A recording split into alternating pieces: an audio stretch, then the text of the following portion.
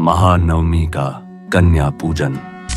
इस दिन कन्याओं को भूलकर भी न दें ये 5 चीजें। नवरात्र के मौके पर अष्टमी और नवमी तिथि का विशेष धार्मिक महत्व है, क्योंकि इस दिन कन्याओं की पूजा की जाती है। माना जाता है कि छोटी उम्र की कन्याएं देवी का रूप होती हैं, इसलिए इस दिन पूजा करने के बाद कन्याओं को भोजन और उपहार भी दिए जाते हैं। लेकिन इस दिन उपहार देने में सावधानी बरतना बेहद जरूरी है। कन्याओं को सभी तरह की वस्तुएं उपहार के रूप में देना ठीक नहीं होता।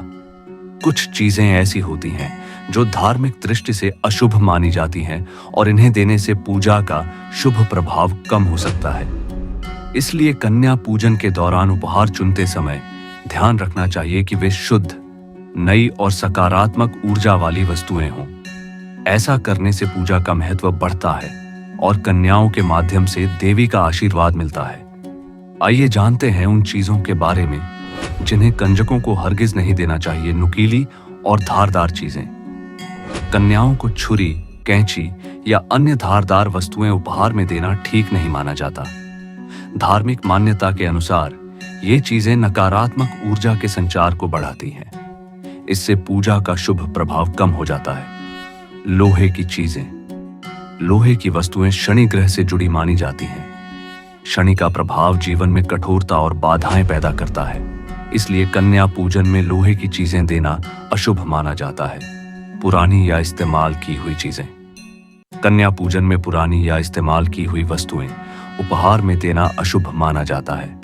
पौराणिक मान्यताओं के अनुसार कन्याएं देवी का स्वरूप होती हैं और उनका पूजन शुद्धता, पवित्रता और सकारात्मक ऊर्जा का प्रतीक है।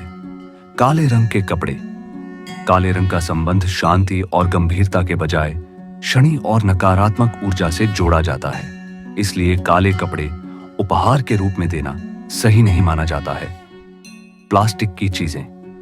धार्मिक दृष्टि से प्लास्टिक की वस्तुएं पूजा और भक्ति के लिए उपयुक्त नहीं मानी जाती हैं।